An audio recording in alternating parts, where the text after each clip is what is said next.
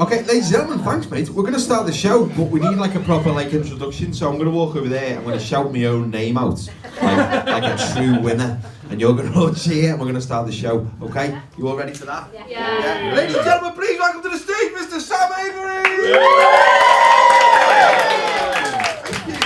Thank you very much, that was so natural, wasn't it? Lovely round of applause that you gave me there. Thank you very much. Welcome to the show, everyone. Thanks for coming out on a school night to a free event. So thank you very much. Thanks for your support. It's much appreciated. Don't take photos of me, please. I'm signing on. So good. So thanks for coming, folks. I do appreciate you all coming out today. My name's Sam. I'm your compere. Hello. Hello, Sam. Or woo, woo, if you don't know how a conversation works. That's it. Morning. Woo! Must be amazing.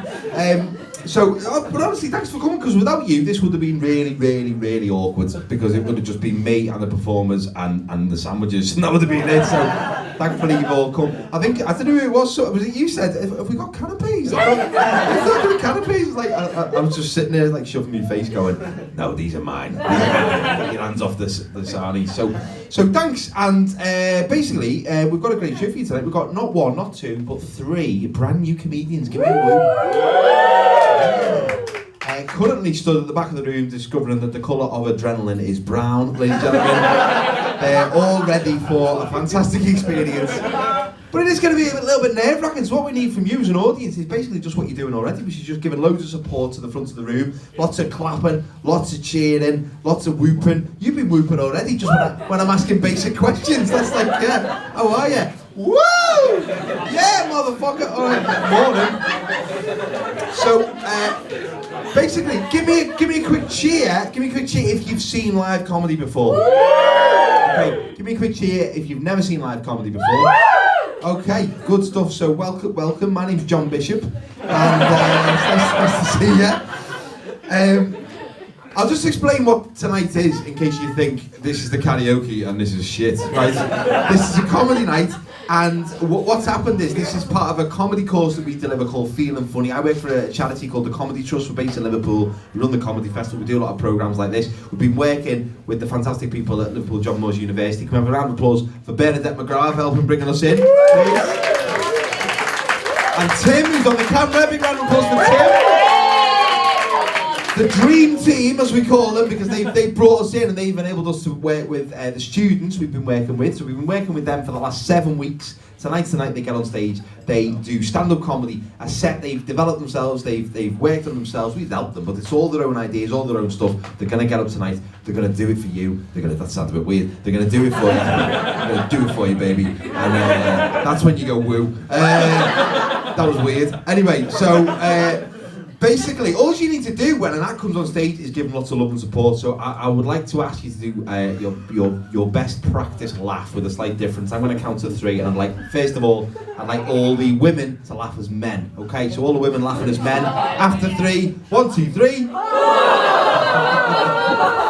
That was frankly terrifying, wasn't it? That's awesome. That is genuine. That's just a real laugh. Awesome. Okay, great.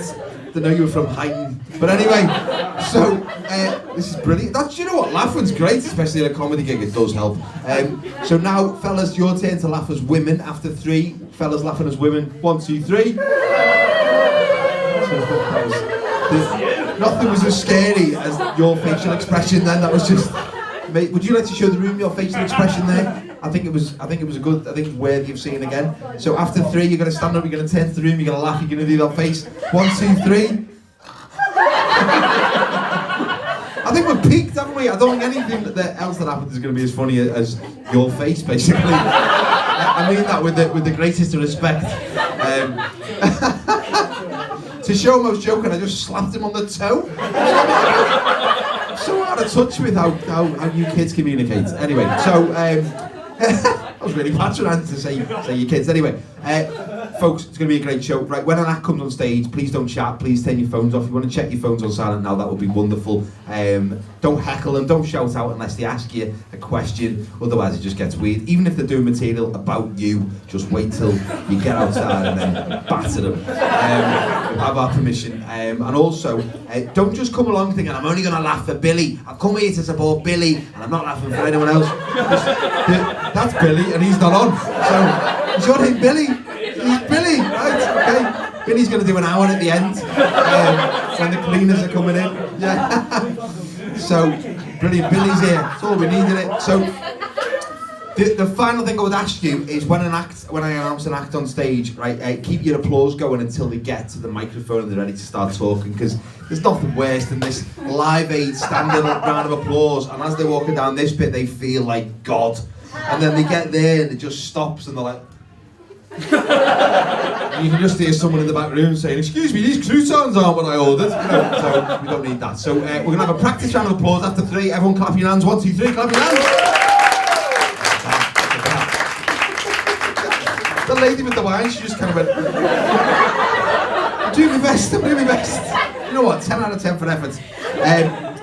Now we're going to sprinkle some cheering in as well. Clapping and cheering, ladies and gentlemen. 1, 2, 3, clapping and cheering. Awesome, bit of whistling as well. Final one, clap and cheering. I want to see some American style whoops as well, ladies and gentlemen. 1, 2, 3, let's get it going. I'm pretty sure Billy just called me a wanker, but that's alright. I'm comfortable, and it's enthusiastic Billy, that's what we need, my friend. So, wonderful. Right, so you're a lovely audience, ladies and gentlemen. Are you ready for your first act? We've got 3 acts, they're all brilliant, they've been a joy to work with. I want you to make them feel very welcome. Please start your clapping and cheering. Let's get it going in the room. Come on, everyone.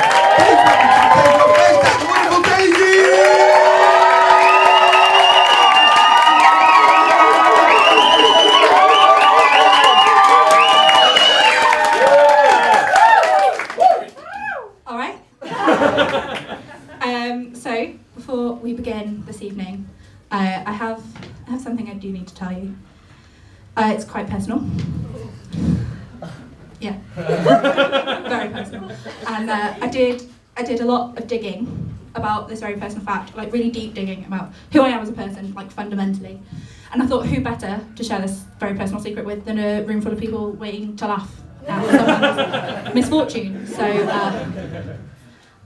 yeah. I'm not funny.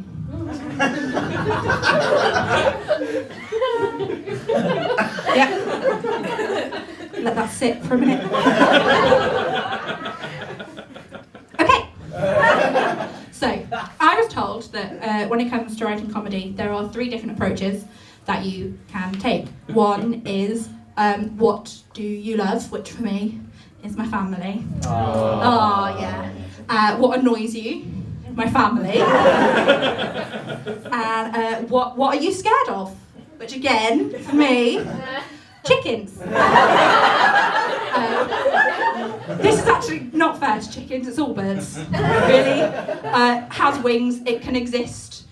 Just not within a 50-mile radius of me. You know, I understand that, you know, in the circle of life we need birds, but, you know, do we need them in Wales? I don't think so. Anyway, my lovely family, more specifically, me mother. We have a wonderful relationship. We have kind of a love-hate relationship, in that I love her very, very much, and she hates me.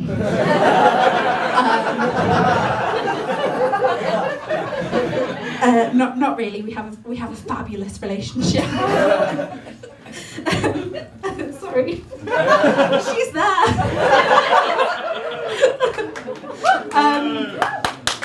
Yes, so we have a very good relationship. Although my mother did once say of me that hugging me is like taking the bins out. Wait, something that you don't want to do but you have to once a week. No, I think she meant it like sincerely and with love. Although now, whenever I like put my heart on the line, you know, sometimes you go to your mum because you just need some motherly advice and some motherly love, and I pour my heart out in a text, and she replies with the simple word, bin bag. I hope when she does this that she means like a durable bin bag, like a Waitrose bin bag. Not one of those ones that, you know, as you pull it and the rubbish stays in the bin. And it gets more and more see-through. I think she loves me. Anyway, so I have recently moved to university. Woo! And we're loving it, guys. And so I recently moved into university, and I moved into halls. Oh. And when you move into halls, you're thrown into a situation with random strangers, and you kind of become like a family. You have your flatmate who's kind of like the mum, who makes sure everybody gets home on a night out, make sure your milk doesn't turn to cheese. You have your flatmates who are like your brothers, your sisters, your siblings, all that sort of thing. You know, who are, let's be honest, here for a good time, not a long one. And then, like there is in any family, one of them is a twat. And if you're sat there going, if you're sat there thinking, my flatmates are great, we get on really well, there isn't one in my flat, then it's you. Yep, so they all hate you when you leave the room, they bitch about you, and they'd like you to move out. Is it you? Are you the twat? It's a fact of life. So, my lovely flatmate. Right, I'm going to protect his identity and not tell you his real name. Oh, go on. So yeah, let's pretend you don't know. Yes, so he's from Northern Ireland. He's great. Northern Ireland, what shall we call him? David. I was thinking Pedro. Right. I thought we'd go with Pedro. Is that okay? Yeah. Great, thank you. So, I'm not saying that I am a perfect flatmate. You know, we're all flawed human beings. You know, we all have our quirks. I have a few. I can't eat with cutlery unless it matches. And I don't mean like it has to have 2 plastic handles or 2 metal handles. It has to be from the same set, kept in the box at the top of the cupboard where no one can take it because I can't eat if it doesn't match. I also keep all of my plates and bowls up there because I'm not overly fond of when somebody steals that and brings it back a month later, full of crusty super noodles, which is great. Yes, and then I'm a fine flatmate. But oh Pedro. Oh Pedro. Oh, is he wonderful? A lot of students move to university without, you know, having all of these life skills and of being able to live independently, but most of them, as they are forced to live in that situation, pick it up as they go along. Not Pedro. So he expects us to do everything for him. We take the bins out. We clean up everything. Taking the bins out. Thanks, Mum!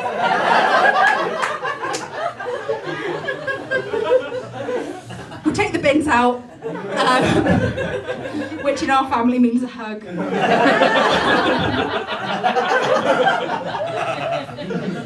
We do all of his washing up.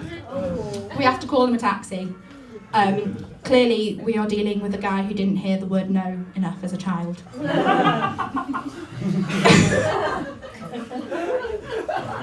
Sorry?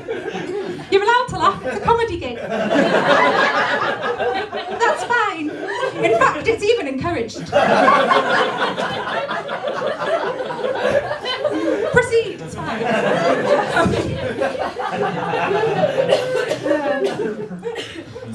So Pedro has what my lovely flatmates like to call a quirk and find ever so endearing, and what I like to call sexism. He has this endearing little thing where he is incapable of referring to women as anything other than slang terms for genitalia. Yeah. Yeah. Yeah, he's awful, and he's really stupid. Like really stupid. We've had conversations with him on things like the importance of locking the door, because apparently in Northern Ireland you can leave the front door unlocked, and it's fine. Because getting our sofa stolen once wasn't enough of a lesson.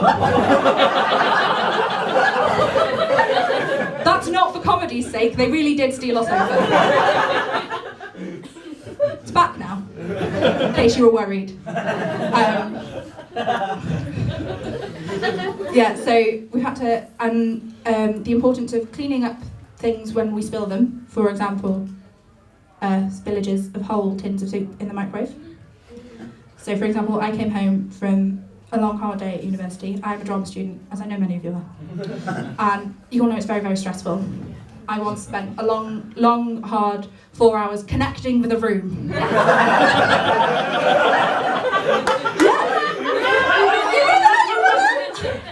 It's really hard, isn't it? And it's really stressful. So I came home, all I wanted was a cup of tea. I go into the kitchen and I'm like, "Oi Pedro, what are you doing?" It's like, I'm just making some soup. "What's happened to the soup, Pedro?" "Well, I spilt it." "So what are you going to do?" "Thought I'd Snapchat it." "Thought my pals would like to see it." Clean it up, Pedro. Clean it up. We've also had to teach Pedro the important life skill that things that are hot, for example, ovens, hurt when you touch them. This was new information to Pedro. I hope you're all fully understanding the gravity of how awful this guy is. It's truly spectacular.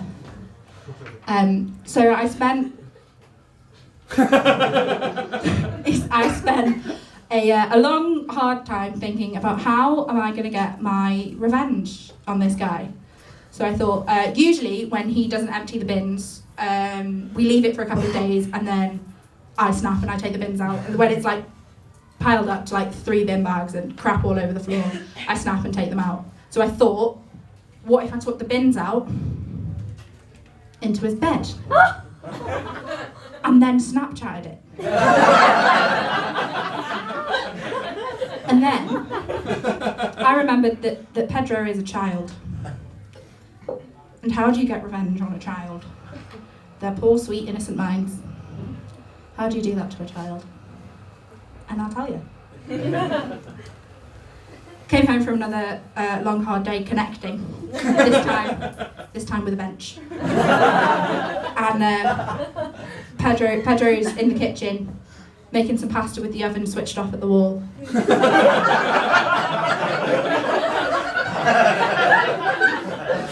And I led him close to Pedro. I led him close. Got really close to his ear. And I went, "You know what, Pedro?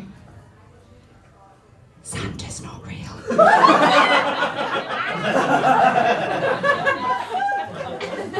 Thank you.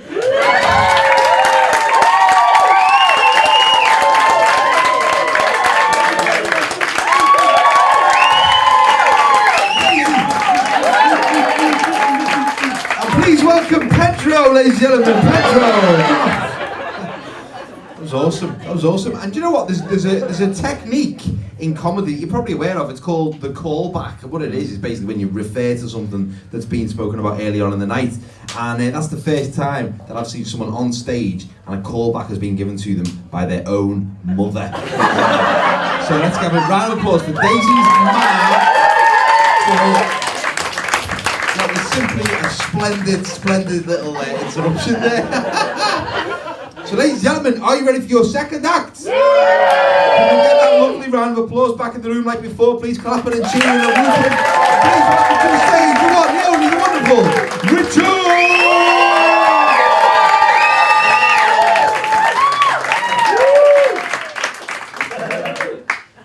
Hi everybody. Hello. thanks. You're all kind, yeah. Nice audience you are. I'm a bit nervous actually. Yeah, didn't expect to be speaking to a bunch of people like you know. So, so what am I going to do now? I'm nervous because usually I just talk to I don't know, senior citizens most of the time. You know? No, I'm not that old. But I do dig them. I dig them. I'm old, but I dig senior citizens well. Do you like senior citizens? Yeah, they're cool, eh? Yeah. Not your grandma, not your your granddad, no. Yeah, just senior citizens, nice people they are. I think they're nice anyway. They're probably bastards, really. Anyway, we've been congregating at this room in John Moore's for the past 6 or 7 weeks, I think it is now, and we're there to do this thing here, feeling funny, you know. I believe it's got something to do with mental health. Yeah, that's why I joined. Mental health, great subject. You know, what can you say? It's you probably all know someone, 1 or 2 people in the crowd, probably more, know 1 or 2 things about it. Mental health affects us all time to time. Yeah, so we've been congregating for the past how many weeks? 5 or 6 weeks, and I've decided to go on about mental health as part of my comedy act. Yeah. Well. Anyway, where do I start? I mean, I've talked about it to the others, and I've talked about injections. I'm talking about me, really. You wouldn't believe it. Me, I've got a mental health problem. You don't believe it, do you? I kind of have, and I kind of haven't. They give me tablets to sort it out, as they say. You know, you've got to keep taking the tablets. They used to say. I haven't been in the. I call it the clinic. I call it the clinic for 20 years. You know, the anniversary's coming up this year. 20 years I haven't been in the clinic. You know, so that's pretty good, eh? Woo! But I've been talking about injections that I used to have to go and get. I haven't got time really to go through it all because I spent 20 years trying to recover, you know. I worked on a farm and had some great guys to work with. You know, we used to weed between the vegetables and have chats and get on with each other and be cool with each other and all that kind of stuff. I worked on the farm. What else? But anyway, I'm going to talk about the big house tonight. The big house. Does that sound scary? Yeah. The big house. Well, I actually had to go to the big house one time. You know, I come from Jersey. Does anyone know Jersey? Yeah. Anyone been to Jersey? Yeah. Well, anyway, it's kind of a bucolic kind of place. Bucolic is a funny word. Correspondents use it to mean rural sort of farm-like place. You know, where you can hear the grass grow and things like that. Well, out in the countryside, there's this big, massive building. Massive. It is built sort of the end of the 19th century. That's a long time ago, eh? It's when they thought they knew all about it. I think they built these massive buildings, you know, and they're institutions, you know, like John Moore's, you know, but you don't want to go to the big house. Everybody wants to go to John Moore's, but not the big house. And it's just massive. It's the biggest building in the island, I'd say. You know, I don't know what they were thinking. The Edwardians or Victorians or whatever they were in those days. But they thought it was the university for the insane, if you like, you know. So it's a great place.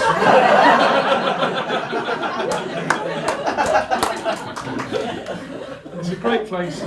We used to play table tennis there. We used to go swimming, and we used to. Out front, there's a nice playing field, and one day I sort of walked out of the ward, and there was this rugby match going on there. They were training for it, you know, and I never played rugby before, except at school where I was crap, you know, and ended up getting involved in this rugby practice, you know, and I remember having to carry this big rugby fella about 20 metres along, because that was part of the training, you know, and you know, that's what I did. And one day there was a like an old boot sale there, you know, car boot sale. All these things walking around. And what do you know? I met my mate, because Jersey's like that. You just meet people. I didn't want to meet him because it's embarrassing being in the big house, you know. So I met him there, and yeah, I suppose they label me forever now, you know. But it was all right though. It's kind of never seen the like of it before or since, and it was like the thing I remember most was this chastity belt. Has anyone heard of a chastity belt? It's like some crazy concoction of leather, you know. It's, anyway, my friend said that's a chastity belt. Oh yeah, I never knew that.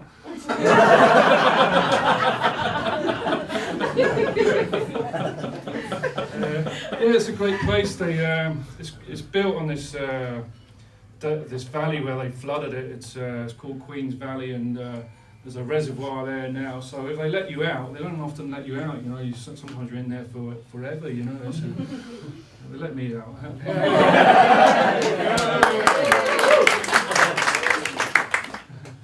And you can go walking around it. People walk around it and they're not frightened of you, because they walk their dogs there, and the newspaper doesn't get onto you for being let out and all that sort of thing. You know, things have improved. Nowadays you've got care in the community. In fact, this big house, I want to say, is they've mothballed it. They're doing this to a lot of places in the country now. They've mothballed it. That means that they want to knock it down basically, or turn it into something else.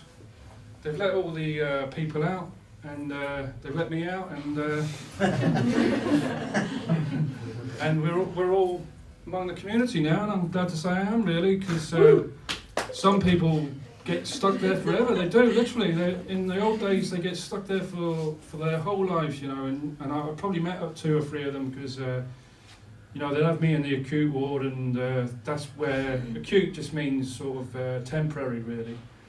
And you go upstairs sometimes, and these people have been there for 30, 40 years, you know, and you wouldn't believe it, you know. They seem fine. They seem nice. I had a game of chess with one.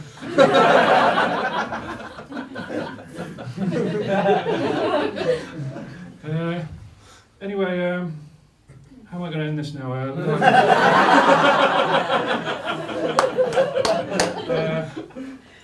Yeah, I'm at John Moore's now, by the way.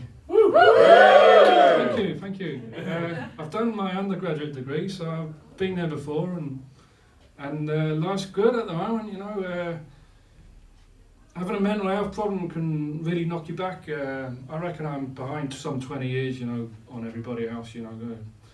I haven't got a car, I haven't got a girlfriend, I haven't got a house. I've got nothing really. The only thing I own is a computer. And a few quid in the bank. I've saved up a few quid, you know, so I'm doing well, ladies and gentlemen, and yeah, life's good. I'm doing the best I'm doing the best I ever did, you know, so.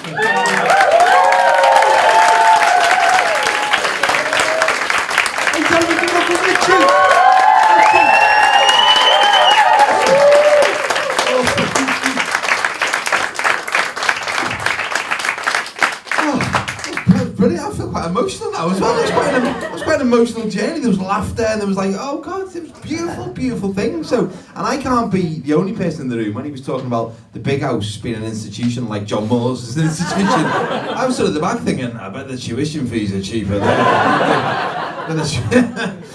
But anyway, so brilliant. We've got one more act on, ladies and gentlemen, and they're coming on all the way, ladies and gentlemen, all the way from over there. It's going to be wonderful. Start your clapping and cheering, please. Wonderful.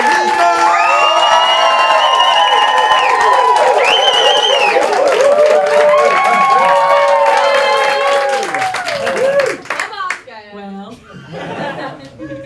so hello. How are we? Are we good? Yeah. So I thought I would start with an introduction. My name is Emer. Okay, guys, you know my name's Emer. But please don't try and say it, because A, you won't be able to, and to be honest, I'm not even sure anymore. And see, I came over here, and my name's quite common at where I'm from at home, so it was quite a shock to me to come over here and have not many or anyone be able to say it or spell it. So I thought I would come up with a solution. What I needed was like a word, a rhyming word with my name. Say it. A rhyming word with my name. They all know. They all know what's coming. They all know. A rhyming word with my name. Now I could have come up with a better word than that. I did. See, I could have said something like dreamer. Nice one, like dreamer. Emer the dreamer. Wouldn't that have been lovely? But no. What I ended up with was lemur.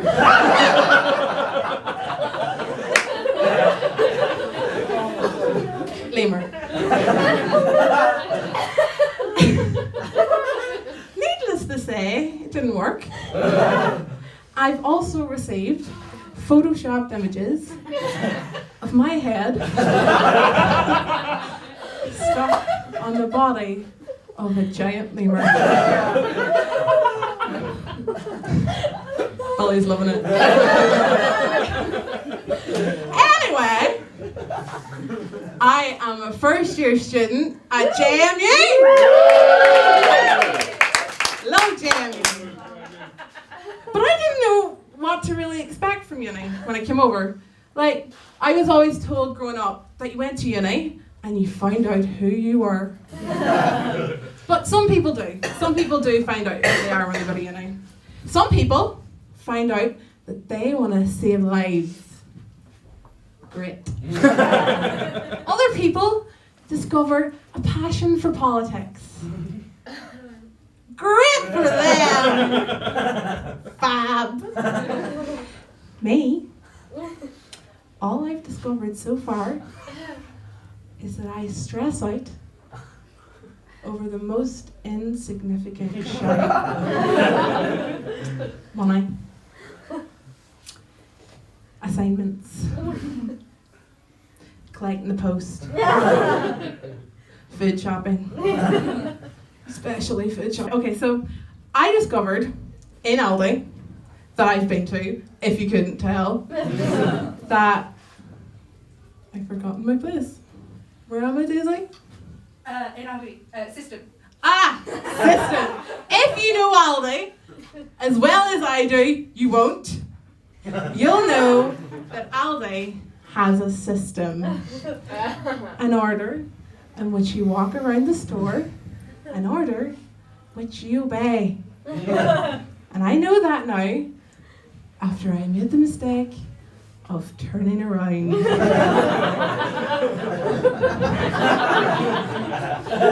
There I was in Aldi, in case you forgot. There I was in Aldi, and I was just collecting a few things, you know, my box of crisp rice for 36p.